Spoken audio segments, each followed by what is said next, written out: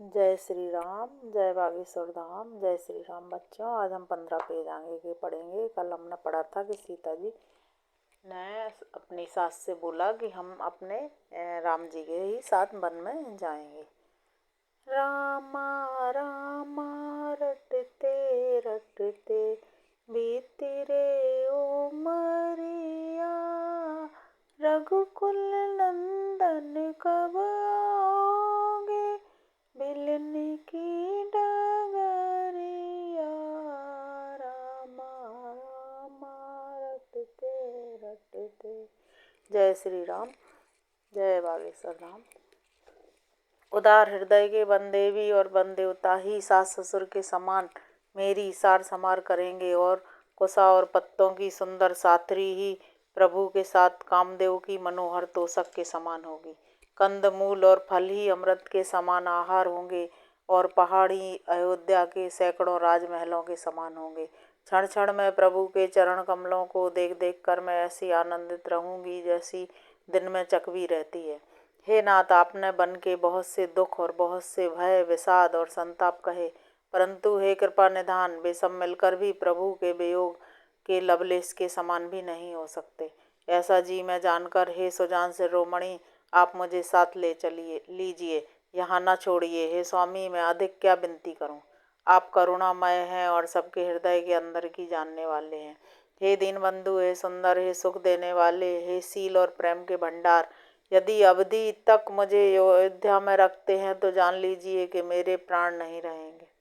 क्षण क्षण में आपके चरण कमलों को देखते रहने से मुझे मार्ग चलने में थकावट ना होगी। हे प्रियतम, मैं सभी प्रकार से आपकी सेवा करूंगी और मार्ग चलने से होने वाली सारी थकावट को दूर कर दूंगी। आपके पैर धोकर पेड़ों की छाया में बैठकर मन में प्रसन्न होकर हवा करूंगी। पसीने की बूंदों सहित श्याम शरीर को देखकर प्राणपति के दर्शन करते हुए दुख के लिए मुझे अवकाश ही कहाँ रहेगा। समतल भूमि पर घास और पेड़ों के पत्ते बिछाकर यह दासी रात भर आपके चरण दबावेगी। बार बार आपकी कोमल मूर्ति को देखकर मुझको गर्म हवा भी न लगेगी। प्रभु के साथ मेरी ओर देखने वाला कौन है। जैसे सिंह की स्त्री को खरगोश और सियार नहीं देख सकते, मैं सुकुमारी हूँ और नाथ बन के योग्य हैं। आपको तो तपस्या उचित है और मुझको विषय भोग। ऐसे कठोर वचन सुनकर भी जब मेरा हृदय ना फटा तो हे प्रभु, ये पामर प्राण आपके वियोग का भीषण दुख सहेंगे। ऐसा कहकर सीता जी बहुत ही व्याकुल हो गईं। वे बचन के वियोग को भी ना संभाल सकें। उनकी यह दशा देखकर श्री रघुनाथ जी ने अपने जी में जान लिया कि हठपूर्वक इन्हें यहाँ रखने से प्राणों को ना रखेंगी। तब कृपालु सूरकुल के स्वामी श्री रामचंद्र जी ने कहा कि सोच छोड़कर मेरे साथ वन को चलो। आज विषाद करने का अवसर नहीं है, तुरंत वनगमन की तैयारी करो। श्री रामचंद्र जी ने प्रिय वचन कहकर प्रियतमा सीता जी को समझाया, फिर माता के पैरों लगकर आशीर्वाद प्राप्त किया। बेटा, जल्दी लौटकर प्रजा के दुख को मिटाना और यह निठुर माता तुम्हें भूल ना जाए। हे विधाता, क्या मेरी दिशा भी फिर पलटेगी? क्या अपने नेत्रों से मैं इस मनोहर जोड़ी को फिर देख पाऊंगी? हे पुत्र, वह सुंदर दिन और शुभ घड़ी कब होगी जब तुम्हारी जननी जीते जी तुम्हारा चांद सा मुखड़ा फिर देखेगी? हे तात, वत्स कहकर, लाल कहकर, रघुपति कहकर, रघुवर कहकर मैं फिर कब तुम्हें बुलाकर हृदय से लगाऊंगी और हर्षित होकर तुम्हारे अंगों को देखूंगी।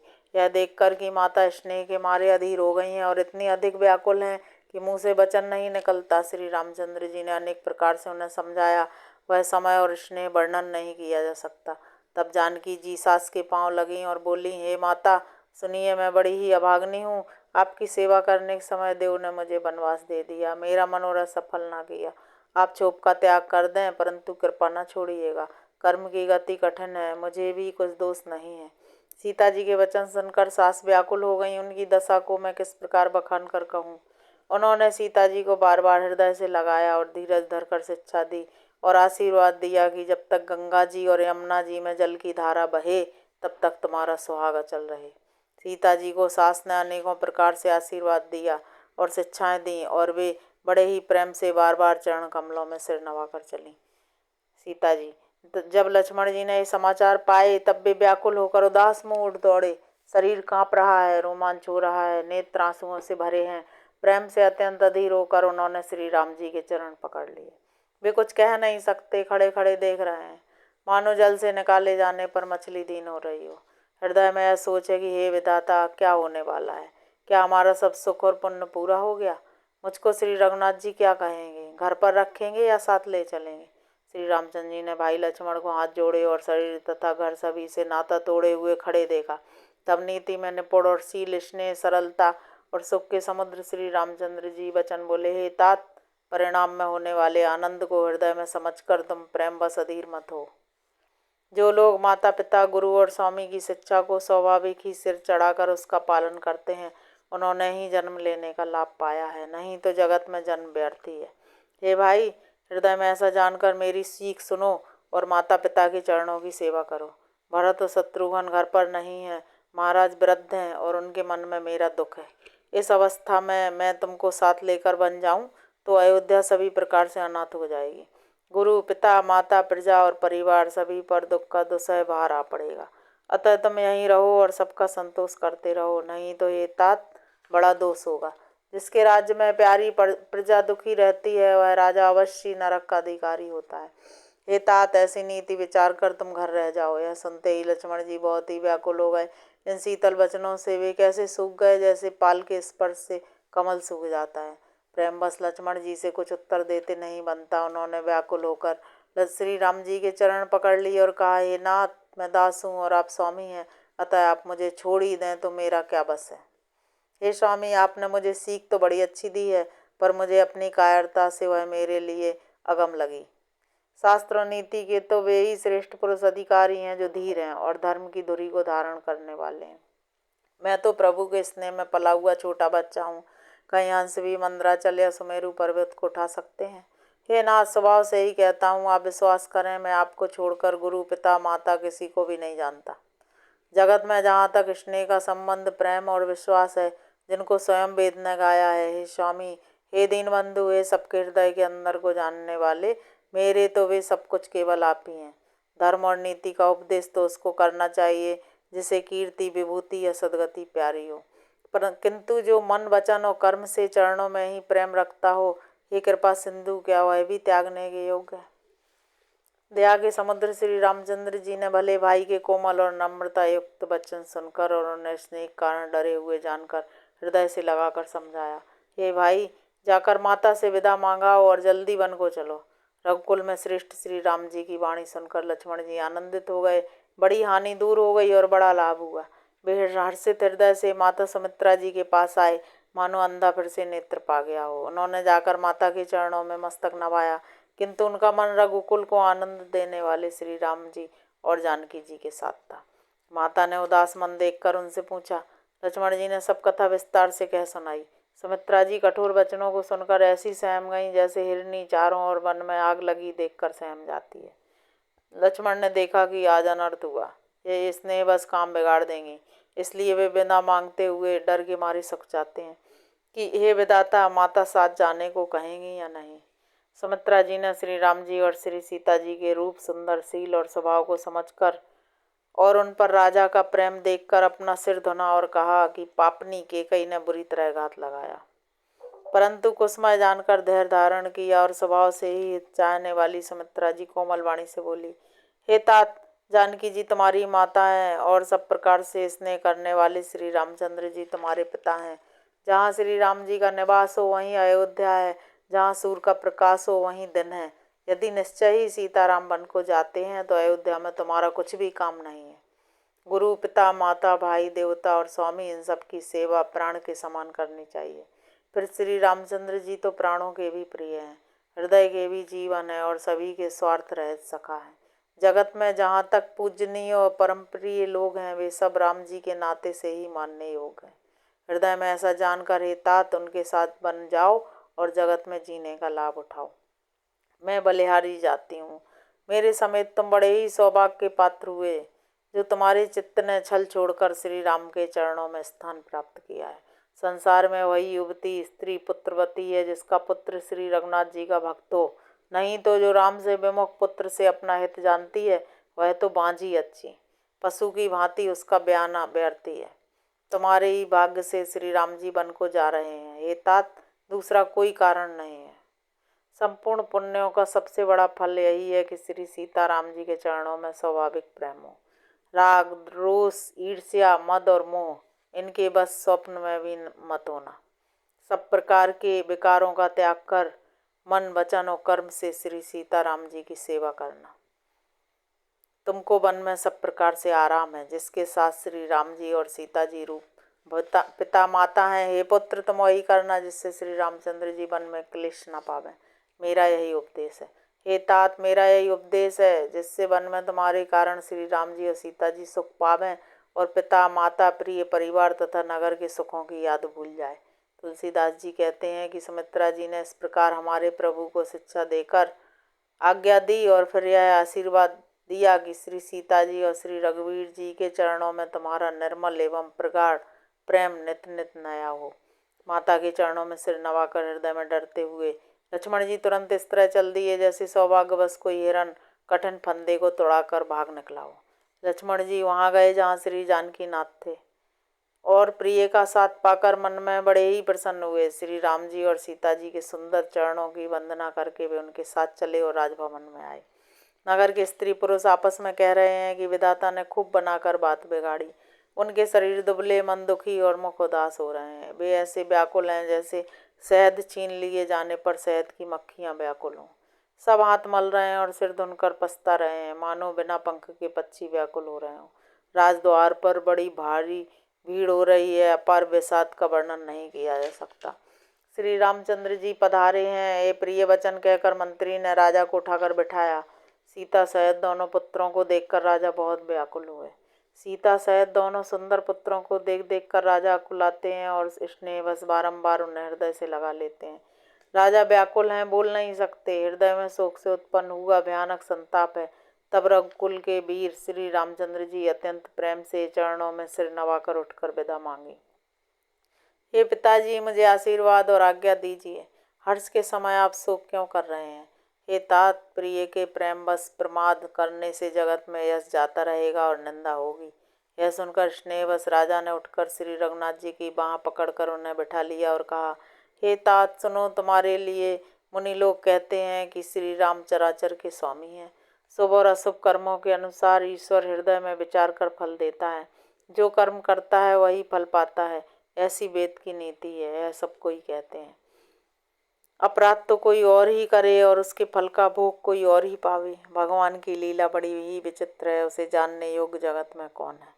राजा ने इस प्रकार श्री रामचंद्र जी को रखने के लिए छल छोड़कर बहुत से उपाय किए, पर जब उन्होंने धर्म धुरंधर, धीर और बुद्धिमान श्री राम जी का रुख देख लिया और वे रहते हुए न जान पड़े। तब राजा ने सीता जी को हृदय से लगा लिया और बड़े प्रेम से बहुत प्रकार की शिक्षा दी।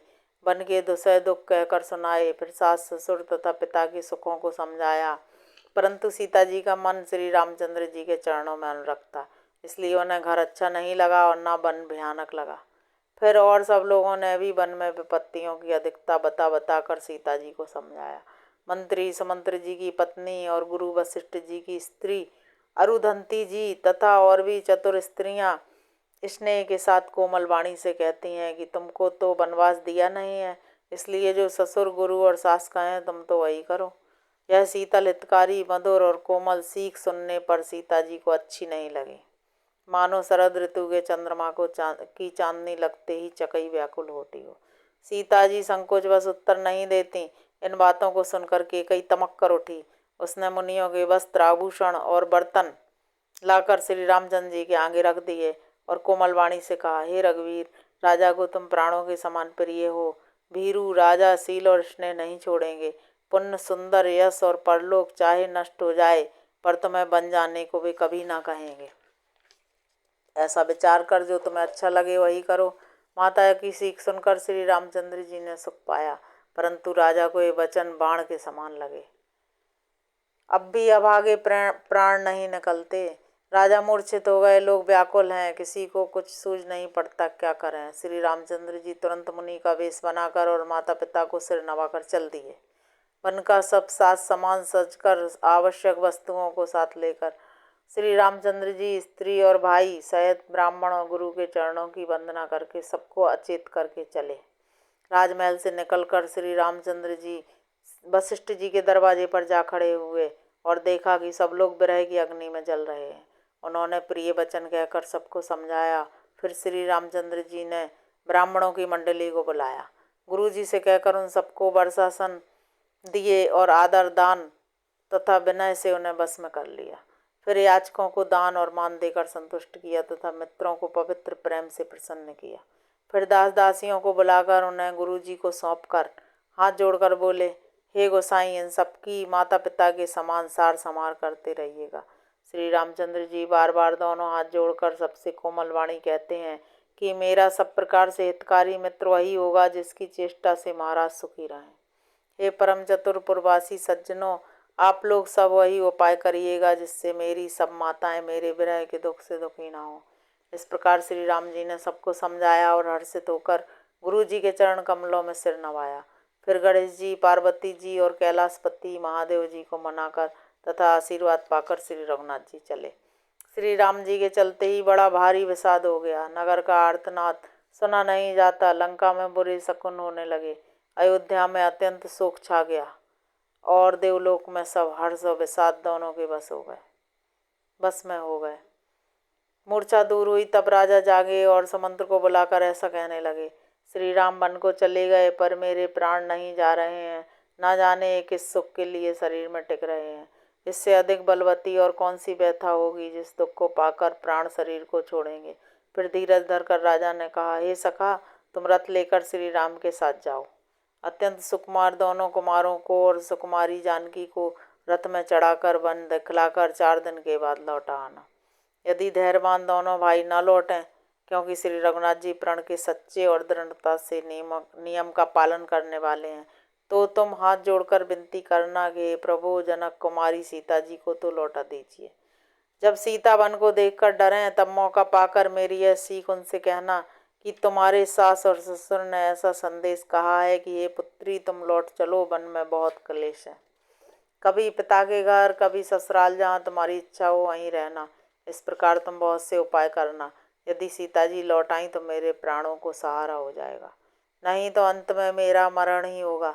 विधाता के विपरीत होने पर कुछ बस नहीं चलता। हा राम, लक्ष्मण और सीता को लाकर दिखाओ। ऐसा कहकर राजा मूर्छित होकर पृथ्वी पर गिर पड़े।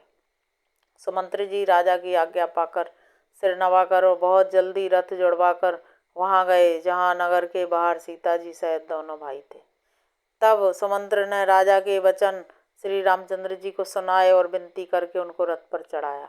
सीता जी सहित दोनों भाई रथ पर चढ़कर हृदय में अयोध्या को सिर नवाकर चले।